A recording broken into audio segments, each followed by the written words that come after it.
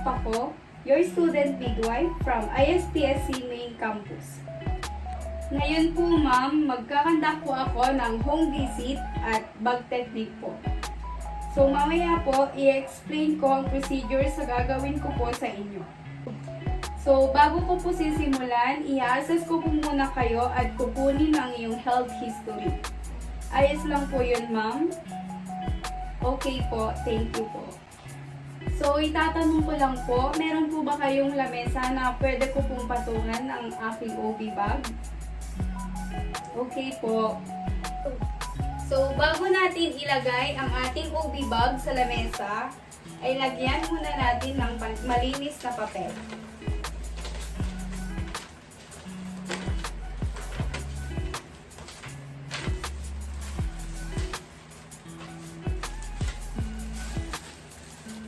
Pagkatapos ay lagyan din natin ng plastic upang maiwasan ang pagkadumi ng ating OB bag.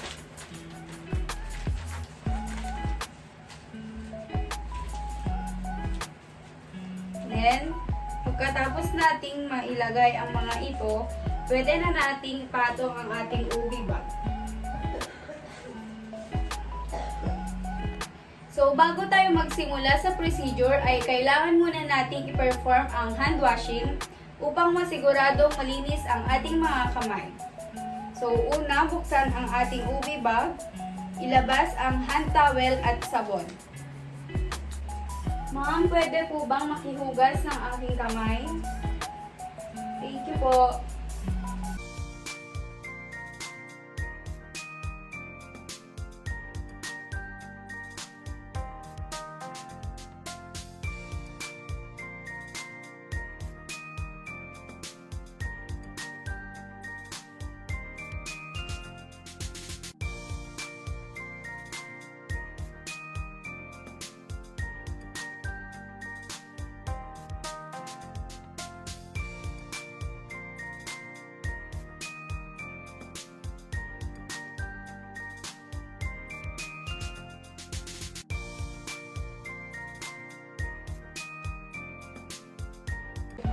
After nating maghugas, ilagay muna natin dito ang ating hand towel at sabon. Katapos ay buksan ang OB bag at kunin ang aking apron. Katapos ay isara. Kailangan natin ng apron nang sa ganon ay maiwasan ng pagkadumi ng ating damit.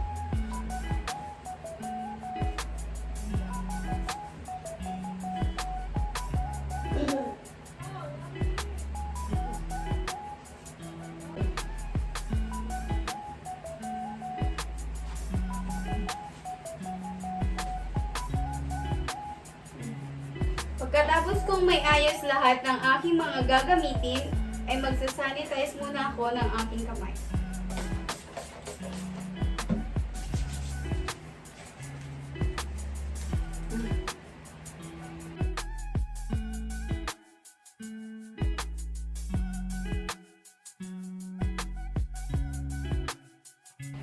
So, pagkatapos natin ang procedure, ay siguraduhin muna nating malinis ang ating mga ginamit bago natin ilagay sa ating OB bag. Sa pagsasanitize ng ating mga ginamit, ay kailangan natin ng alcohol at cotton buds. Ilagay natin sa malinis na area.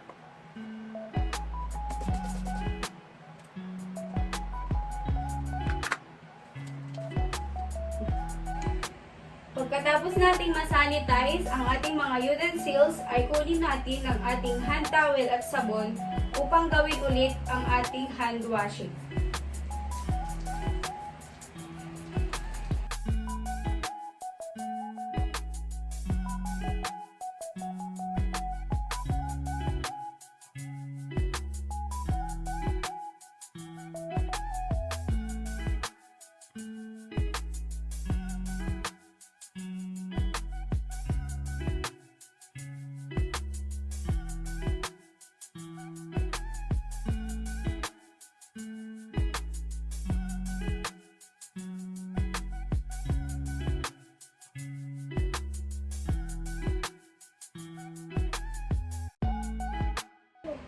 Pagkatapos nating maghugas ng kamay, ay mag-sanitize muna tayo.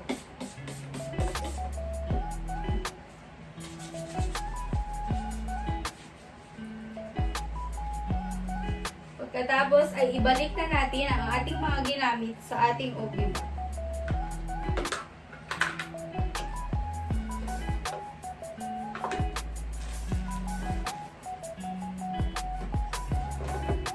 Tapos ay isa na.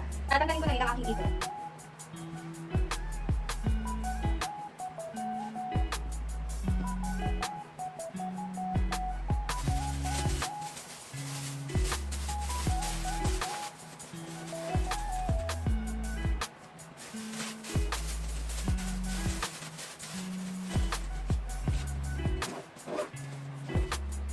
Kumuha ng plastic at dito ilagay ang ating pinagpatungan ng aking bag.